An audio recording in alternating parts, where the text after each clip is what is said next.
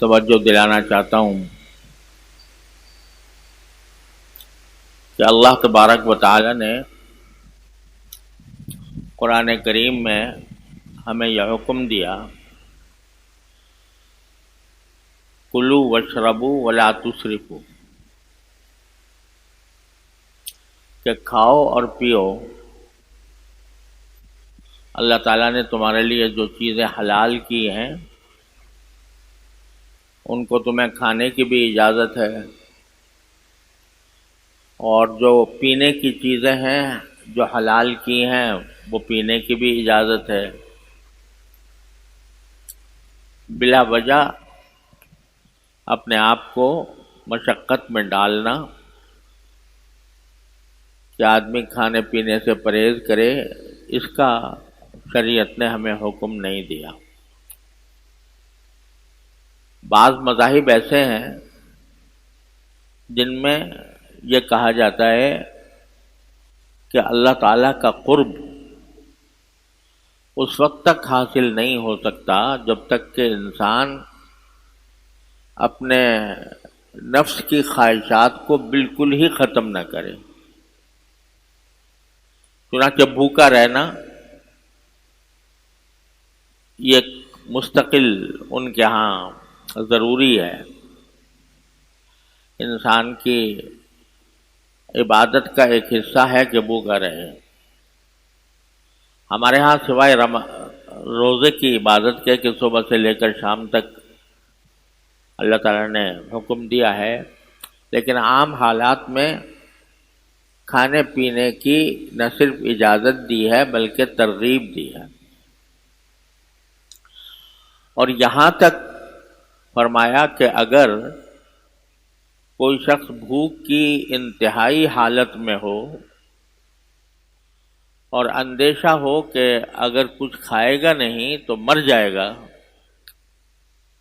تو اس وقت میں کوئی حرام چیز کھانے کی بھی اللہ تعالیٰ نے بقدر ضرورت اجازت دے دی۔ اگر فرض کرو کوئی انسان بھوکا ہے اور اسے کوئی اور چیز نہیں مل رہی کھانے کے لیے، معاذ اللہ خنزیر ہی مل جائے، اس وقت خنزیر کھانے کی بھی اجازت دے دی اللہ تعالیٰ نے، کیونکہ اللہ تعالیٰ ہمارے اوپر کوئی ایسی مشقت ڈالنا نہیں چاہتا جو ہماری وسعت سے باہر ہو۔ قرآن کریم نے کئی جگہ ارشاد فرمایا کہ لا یکلف اللہ نفسا الا وسعها، اللہ تعالیٰ کسی بھی انسان کو اس کی وسعت سے زیادہ کام کا مکلف نہیں کرتا، یعنی اس پر کوئی ایسا کام لازم نہیں کرتا جو اس کی وسعت سے باہر ہو۔ یہ دین فطرت ہے، اس واسطے جو ہماری جائز ضروریات ہیں، جائز خواہشات ہیں، اللہ تعالیٰ نے ان سب کی ہمارے دین میں پوری رعایت رکھی ہے۔ اس لیے فرمایا کہ کھاؤ اور پیو، دونوں باتوں کی اجازت دی۔ بس صرف اتنا خیال رکھو جو کھا رہے ہو وہ حلال ہو، جو پی رہے ہو وہ حلال ہو، پھر کھانا بھی جائز اور پینا بھی جائز۔ بلکہ اگر اس کو اچھی نیت سے کھایا پیا جائے کہ یہ اللہ تعالیٰ کی نعمت ہے، میں کھا کر اس کا شکر ادا کروں گا اور اپنے نفس کا حق ادا کروں گا، تو اس نیت سے کھانا پینا عبادت بھی بن جاتا ہے، اجر و ثواب کے سبب بھی بن جاتا ہے۔ لیکن آگے ایک لفظ یہ ارشاد فرمایا کہ وَلَا تُسْرِفُوا، اسراف نہ کرو، فضول خرچی نہ کرو، اور ان اللہ لا يحب المسرفین، اللہ تعالیٰ فضول خرچی کرنے والوں کو پسند نہیں کرتا۔ یہ فضول خرچی کیا ہے کہ جتنی باقی انسان کو ضرورت ہے اس سے زیادہ کھائے، یہ بھی اسراف ہے، اور اپنے پیٹ کے اوپر زیادہ بوجھ ڈال دینا جس سے آدمی بیماری کا سبب، جو بھی انسان کے لیے بیماری کا سبب بن جائے، یہ اسراف ہے۔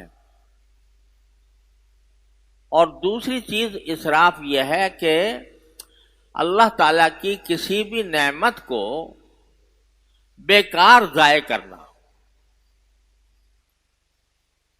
اللہ تعالیٰ کی کسی بھی نعمت کو بیکار ضائع کرنا یہ اسراف ہے. اور یہ قرآن کریم نے صاف لفظوں میں اس سے منع فرمایا. ان اللہ، اور فرمایا کہ جو ایسا کرتے ہیں وہ اللہ تعالیٰ ان کو بالکل پسند نہیں کرتا. لہذا جب آدمی کھا رہا ہو تو اس میں بھی اس بات کا خیال رکھے کہ بھئی جتنا میں کھا سکتا ہوں اتنا ہی میں نکالوں اپنے کھانے کے لیے. ایسا نہ ہو کہ اکٹھا نکال لیا بہت سا اور اس میں سے کھایا صرف تھوڑا بہت، اس کے بعد جو باقی بچ گیا وہ پھینک دیا یا بیکار کر دیا. یہ اسراف ہے. آج کل ہماری دعوتوں میں، جو تقریبات میں جو دعوتیں ہوتی ہیں، اس میں بکثرت یہ ہوتا ہے. جو آج کل بوفے سسٹم نکلا ہے تو اس میں ہر جو آدمی ہوتا ہے وہ جا کر بڑی بڑی دیگیں رکھی ہوئی ہوتی ہیں، اس میں سے کھانا نکالتا ہے. تو اکٹھا ہی بہت سارا نکال کے رکھ لیا اور پورا کھا نہیں سکے. لہذا وہ جو باقی بچ گیا وہ بیکار ہو گیا.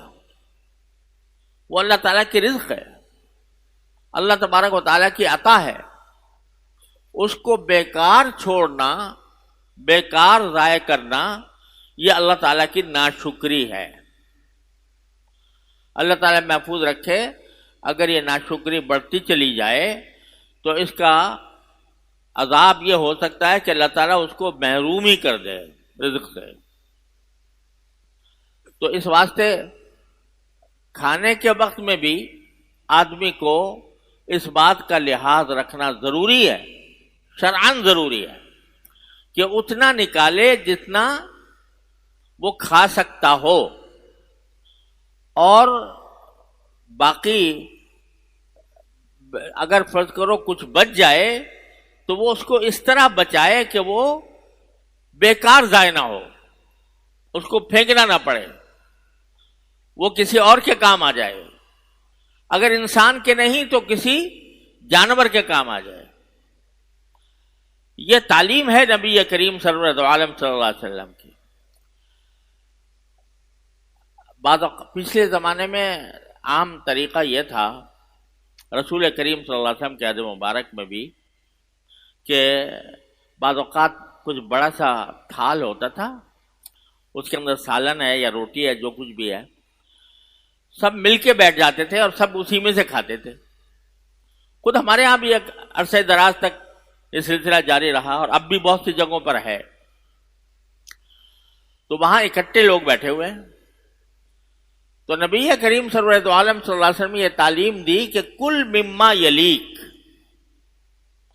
کھانا وہاں سے کھاؤ جہاں تمہارے بالکل سامنے ہے، یہ نہیں کہ وہاں سے دوسری طرف سے کھانا شروع کر دیا، تاکہ ہر ایک آدمی اپنے حصے کا کھانا کھائے اور باقی بھی نہ بچے.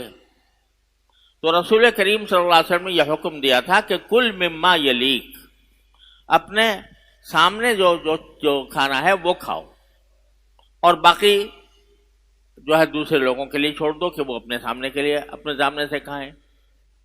مقصود کیا تھا؟ مقصود یہ تھا کہ کھانا ضائع نہ ہو. ایک تو یہ کہ سب کو برابر ملے اور دوسرا یہ کہ کھانا ضائع نہ ہو. آدمی کو یہ بھی سوچنا چاہیے کہ اگر دسترخوان پر 5 آدمی بیٹھے ہیں اور بیچ میں کسی برتن کے اندر کھانا رکھا ہوا ہے اور ایک آدمی اپنا نکال رہا ہے، تو جب اپنے لیے نکالے تو یہ خیال بھی کرے کہ بھئی 4 آدمی اور ہیں. یہ نہیں کہ سارا انڈیل لیا اپنے برتن کے اندر اور دوسروں کو محروم کر دیا. تو آدمی کو یہ خیال رکھنا بھی ضروری ہے کہ اگر مشترک طور پر کھا رہے ہیں تو بھئی سب حصے دار ہیں، سب حقدار ہیں، لہذا اتنا ہی نکالے جتنا وہ خود دوسروں کے لیے بھی کافی ہو جائے، اور پھر جتنا کھائے تو اپنے سامنے سے کھائے، اور جو بچ جائے تو اس بچے ہوئے کو ایسا نہ چھوڑے کہ وہ بالکل بیکار ہو کر چلا جائے۔ آج اگر ہم اپنے معاشرے میں دیکھیں، مہنگائی کا تو بہت شور ہے، لیکن اور ہے واقعات مہنگائی، اللہ تعالی ہم سے یہ دور فرما دے، لیکن اس مہنگائی کے دور میں بھی جا کر دیکھو، شادی کی تقریبات میں، ہوٹلوں میں جو کھانا بچتا ہے اور پھینک دیا جاتا ہے وہ اتنا ہے کہ اس سے سینکڑوں ہزاروں انسانوں کی خوراک مہیا ہو سکتی ہے۔ وہ پورے ہوٹلوں کے اندر، بڑے بڑے ہوٹلوں کے اندر جو کھانے پکتے ہیں، تو ہوتا کیا ہے کہ کھانا پکا لیا زیادہ اور رکھ بھی دیا زیادہ، اور پھر اس کے بعد کھایا گیا کم، جو باقی بچا وہ کچرے میں چلا جاتا ہے۔ اللہ تعالیٰ کے رزق کی یہ بے حرمتی، اللہ تعالیٰ کے رزق کا یہ فضول کے بارے میں، یہ فضول خرچی، یہ اسراف ہے اور بہت خطرناک گناہ ہے۔ اس اسراف کے نتیجے میں پورے معاشرے کو نقصان پہنچتا ہے، بے برکتی ہوتی ہے، اللہ تبارک و تعالیٰ کے رزق کی ناشکری کرنے کے نتیجے میں پورا معاشرہ بے برکتی کا شکار ہوتا ہے۔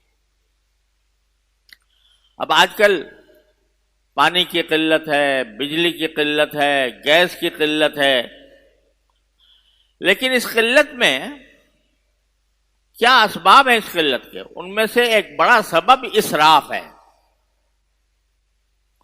اگر پانی، بجلی، گیس، یہ جو اللہ تعالیٰ نے ہمیں نعمتیں عطا فرمائی ہیں، ان کو ہم صحیح طریقے سے سنت کے مطابق استعمال کریں تو اس کمی کے اندر بہت فائدہ ہو سکتا ہے۔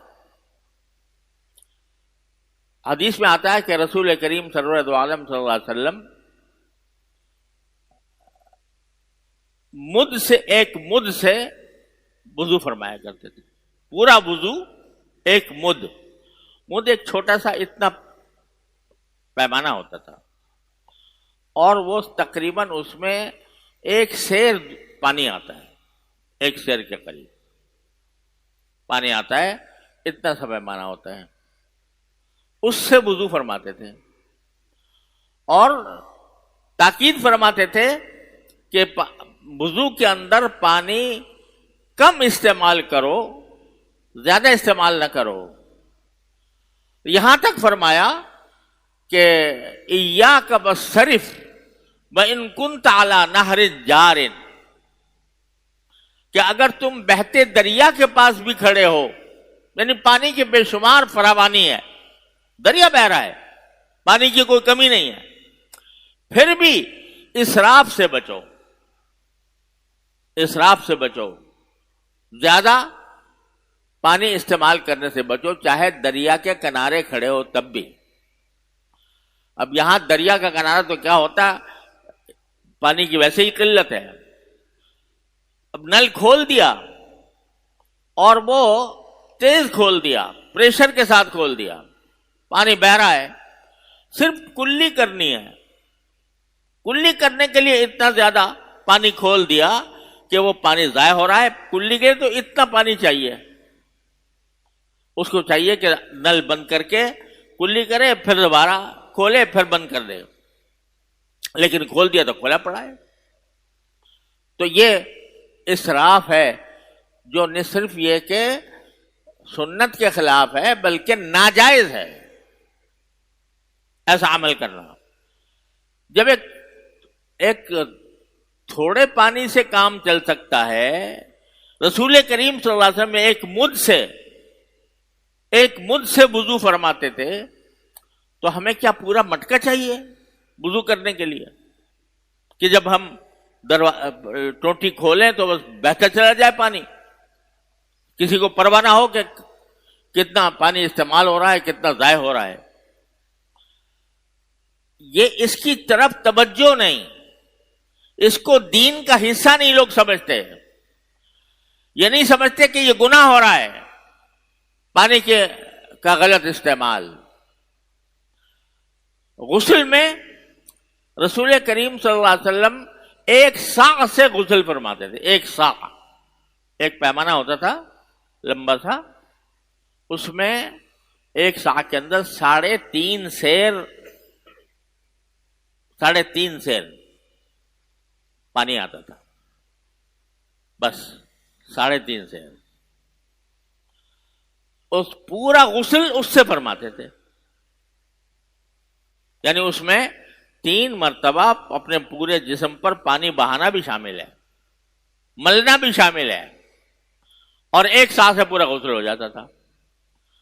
اب کیا ہے کہ اب فوارے آ گئے تو بے تحاشا فوارہ کھولا ہوا ہے اور پانی بے انتہا ضائع ہو رہا ہے، تو اس کا کوئی مصرف نہیں.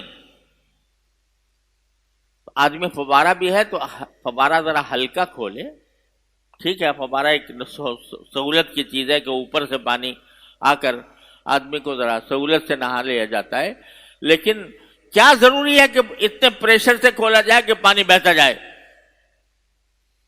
اس کو ہلکے پریشر کے ساتھ کھولا جائے تاکہ جس سے جسم پورا بھیگ جائے اور جو فائدہ ہے وہ حاصل ہو. اور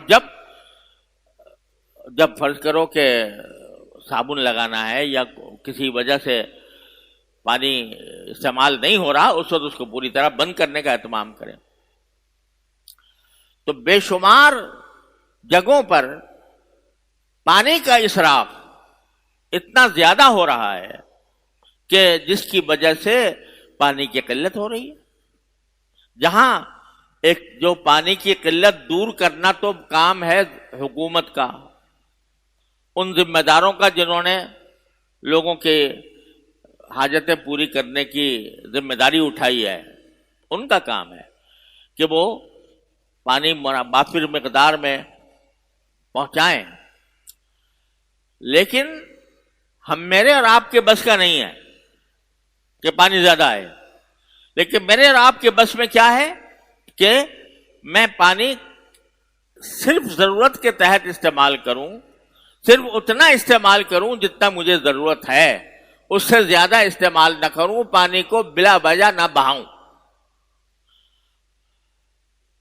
یعنی اگر آپ فرض کرو، مجھے ایک مرتبہ اس کا سبق ملا کہ